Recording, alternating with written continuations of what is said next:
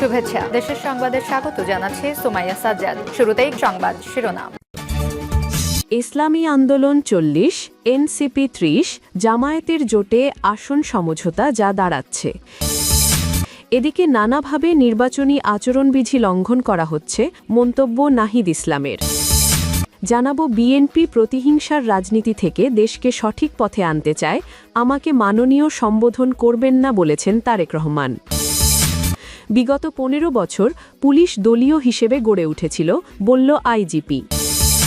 অন্যদিকে ইসিতে আপিলে প্রথম দিনে ১৬ জনের প্রার্থিতা বাতিল। সবশেষ জানাবো নির্বাচন থেকে সরে দাঁড়ানো জামায়াত নেতার কোরবানি বিষয়ক বক্তব্য ভাইরাল। ইসলামী আন্দোলন ৪০, এনসিপি ৩০, জামায়াতের জোটে আসন সমঝোতা যা দাঁড়াচ্ছে। জামায়াতে ইসলামীর সঙ্গে জোটভুক্ত দলগুলোর নির্বাচনী আসন সমঝোতা চূড়ান্ত পর্যায়ের কাছাকাছি পৌঁছেছে। এখন আলাদা করে দলগুলোর সঙ্গে জামায়াতের বৈঠক হচ্ছে। মনোনয়নপত্র প্রত্যাহারের সময়সীমা শেষ হওয়ার আগেই আসন সমঝোতার বিষয়টি চূড়ান্ত রূপ পাবে বলে সংশ্লিষ্ট সূত্রগুলো জানিয়েছে। ত্রয়োদশ সংসদ নির্বাচনে অংশ নিতে আসন সমঝোতা চূড়ান্ত করতে গত কয়েক মাসে দফায় দফায় আনুষ্ঠানিক ও অনানুষ্ঠানিক বৈঠক করে ৮টি দল। দলগুলো হল বাংলাদেশ জামায়াতে ইসলামী, ইসলামী আন্দোলন বাংলাদেশ, বাংলাদেশ খেলাফত মজলিস, বাংলাদেশ খেলাফত আন্দোলন, বাংলাদেশ নেজামে ইসলাম পার্টি, জাতীয় গণতান্ত্রিক পার্টি জাগপা এবং বাংলাদেশ ডেভেলপমেন্ট পার্টি বিডিপি। এরপর সেই সমঝোতায় যুক্ত হয় জাতীয় নাগরিক party NCP, liberal Democratic party LDP এবং আমার বাংলাদেশ পার্টি এবি পার্টি। সব মিলিয়ে দলের সংখ্যা দাঁড়ায় ১১।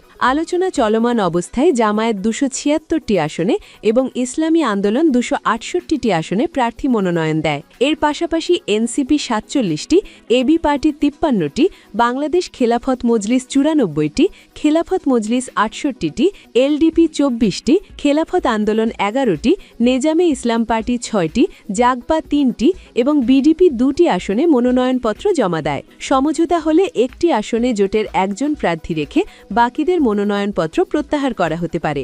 ১২ই ফেব্রুয়ারি অনুষ্ঠেয় ভোটের আগে মনোনয়নপত্র প্রত্যাহারের শেষ সময় ২০ জানুয়ারি। সংশ্লিষ্ট সূত্রগুলো বলছে জামায়াত ১৯০টি আসন নিজেদের জন্য রেখে বাকি আসনগুলো অন্য দলগুলোকে ছেড়ে দিতে চায়। ইসলামী আন্দোলনকে ৪০টি, এনসিপিকে ৩০টি, বাংলাদেশ খেলাফত মজলিসকে ১৫টি, খেলাফত মজলিসকে ৭টি, এলডিপিকে ৭টি, এবি পার্টিকে ২টি এবং বিডিপিকে ২টি আসন ছাড় দেওয়া হতে পারে। নানাভাবে নির্বাচনী আচরণবিধি লঙ্ঘন করা হচ্ছে, অভিযোগ নাহিদ ইসলামের। নানাভাবে নির্বাচনী আচরণবিধি লঙ্ঘন করা হচ্ছে, এ বিষয়ে নির্বাচন কমিশন কঠোর ব্যবস্থা নেবেন বলে আশা প্রকাশ করেছেন ঢাকা ১১ আসনের প্রার্থী ও জাতীয় নাগরিক পার্টির এনসিপি এর আহ্বায়ক নাহিদ ইসলাম। তিনি বলেন, ইউরোপীয় ইউনিয়নকে জানিয়েছি, লেভেল প্লেয়িং ফিল্ড নিয়ে আমাদের এখন পর্যন্ত আত্মবিশ্বাস নেই। শনিবার দুপুরে রাজধানীর ইন্টারকন্টিনেন্টাল হোটেলে ইউরোপীয় ইউনিয়নের নির্বাচন পর্যবেক্ষণ প্রতিনিধি দলের সঙ্গে বৈঠক শেষে তিনি এসব কথা বলেন।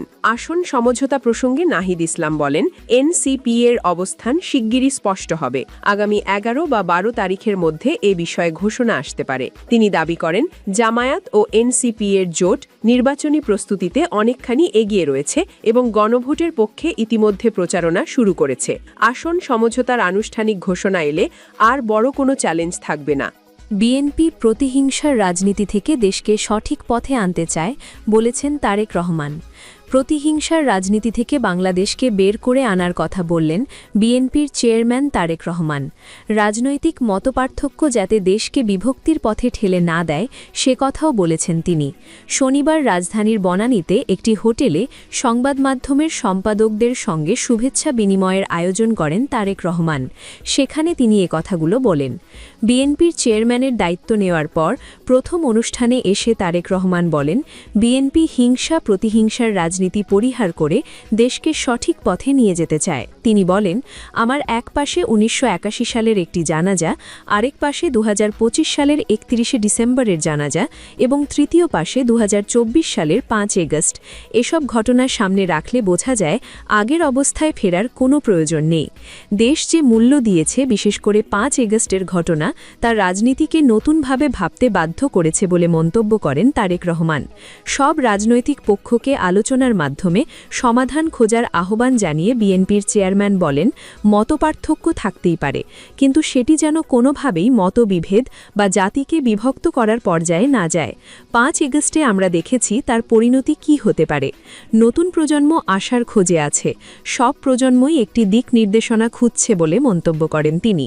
সাংবাদিকদের গঠনমূলক সমালোচনার আহ্বান জানিয়ে তারেক রহমান বলেন, সমালোচনা প্রয়োজন, কিন্তু শুধু সমালোচনার জন্য সমালোচনা নয়, এমন সমালোচনা চাই যা দেশের সমস্যার সমাধানে সাহায্য করে। 1.5 যুগের নির্বাসিত জীবন কাটিয়ে গত 25শে ডিসেম্বর দেশে ফেরার পর কয়েকটি স্থানে যাওয়ার সুযোগ পেয়েছেন বলেন তারেক রহমান। সেই অভিজ্ঞতার কথা জানিয়ে তিনি বলেন, আমার মনে হয়েছে রাজনীতিবিদদের ওপর দেশের মানুষের প্রত্যাশা অনেক এবং সব প্রত্যাশা পূরণ সম্ভব না হলেও রাষ্ট্রের সঠিক পথে অগ্রযাত্রা নিশ্চিত করা তাদের দায়িত্ব। বিগত 15 বছর পুলিশ দলীয় হিসেবে গড়ে উঠেছিল, বললেন আইজিপি। পুলিশের মহাপরিদর্শক আইজিপি বাহারুল আলম বলেছেন, বিগত 15 বছরে পুলিশ দলীয় পুলিশ হিসেবে গড়ে উঠেছিল। নানা ধরনের বিচ্যুতি ছিল।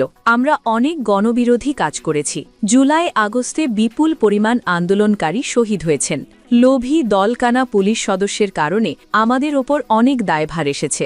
এগুলো থেকে বেরিয়ে এসে পুলিশকে আবার স্বমহিমায় দাঁড় করানো, মনোবল বৃদ্ধি করা, তাদের কাজে ফিরিয়ে আনার জন্য গত 1 বছর ধরে চেষ্টা করছি। শনিবার দুপুরে Rangpur police line school and college অডিটোরিয়ামে রংপুর বিভাগে কর্মরত পুলিশের বিভিন্ন ইউনিটের অফিসার ও ফোর্সের সাথে বিশেষ কল্যাণ সভা শেষে সাংবাদিকদের এসব কথা বলেন আইজিপি। আইজিপি বলেন, আইনগত কাজ করতে গেলে মানুষ ভুল বোঝে। তারা মনে করে এরা 5 আগস্টের আগের পুলিশ, তারা কেন গ্রেফতার করবে, রাস্তা ছেড়ে দিতে বলবে? নির্বিঘ্নে আইন প্রয়োগ করাই পুলিশের কাছে বড় চ্যালেঞ্জ। আইজিপি বাহারুল আলম বলেন, আইন শৃঙ্খলা সভায় উপদেষ্টাদের বলেছি, নির্বিঘ্নে আইন প্রয়োগে আমাকে সমর্থন ও গ্রিন সিগন্যাল দিতে হবে। আমি নিরপেক্ষভাবে আইন প্রয়োগ করতে চাই। এনসিপি কিংবা বড় দলের নেতারা আসামি গ্রেফতার নিয়ে কথা বলবে, এমন ভয় থাকলে পুলিশ সদস্যরা ঠিকমতো কাজ করতে পারবে না। আমরা যদি অন্যায় করি তবে অবশ্যই আপনারা আমাদের ধরবেন। তিনি বলেন, নির্বাচনে আইন শৃঙ্খলা পরিস্থিতি স্থিতিশীল রাখা আমাদের দায়িত্ব। পুলিশের সাথে 6 লাখ আনসার থাকবে। এছাড়া নির্বাচন পূর্ব সেনাবাহিনী, নৌবাহিনী, বিমান বাহিনী আমাদের সাথে রয়েছে। বর্ডার গার্ড, কোস্ট গার্ড অপরাধ নিয়ন্ত্রণে কাজ করছে। ইসিতে আপিলে প্রথম দিনে 16 জনের প্রার্থিতা বাতিল। ত্রয়োদশ জাতীয় সংসদ নির্বাচনে রিটার্নিং কর্মকর্তার সিদ্ধান্তের বিরুদ্ধে নির্বাচন কমিশনে ইসিতে শনিবার প্রথম দিনের আপিল শুনানি শেষ হয়েছে। আজ 16 জনের প্রার্থিতা বাতিল করা হয়েছে। শনিবার সকাল 10টা থেকে শুরু হয়ে এ শুনানি বিকেল 5টা পর্যন্ত চলে। রাজধানীর আগারগাঁয়ে নির্বাচন কমিশন কার্যালয়ের অডিটোরিয়ামে এ শুনানি হয়। এতে স্থানীয় পর্যায়ে মনোনয়ন বাতিলের বিরুদ্ধে আপিল করা প্রার্থী ও তাদের প্রতিনিধিরা অংশ নেন। শুনানি শেষে ইসির জ্যেষ্ঠ সচিব আখতার আহমেদ জানান, প্রথম দিনে 70টি আপিলের শুনানি অনুষ্ঠিত হয়। এর মধ্যে 52টি আপিল মঞ্জুর করা হয়েছে, 15টি আপিল নামঞ্জুর এবং 3টি আপিল অপেক্ষমান রাখা হয়েছে।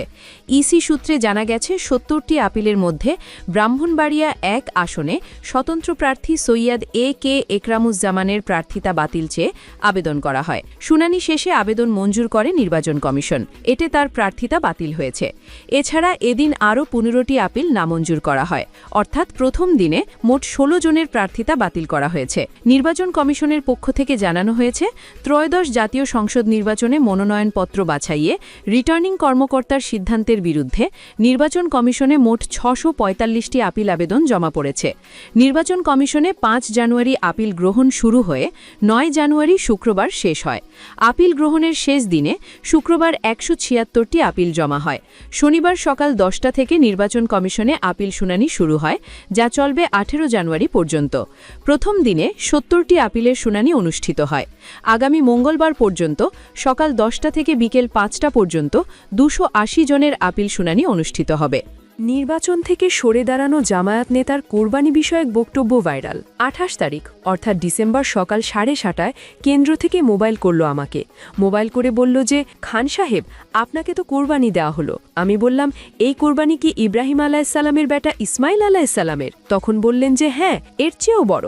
তা আমি বললাম, এর ব্যাখ্যাটা দিলে ভালো হইতো। তখন বললেন যে আসলে ইব্রাহিম আলাইসাল্লাম আল্লাহর সন্তুষ্টির জন্য ইসমাইল আলাইসাল্লামকে কোরবানি করেছেন, এই জন্য মানুষ কোরবানি হয় নাই, হয়েছে দুম্বা।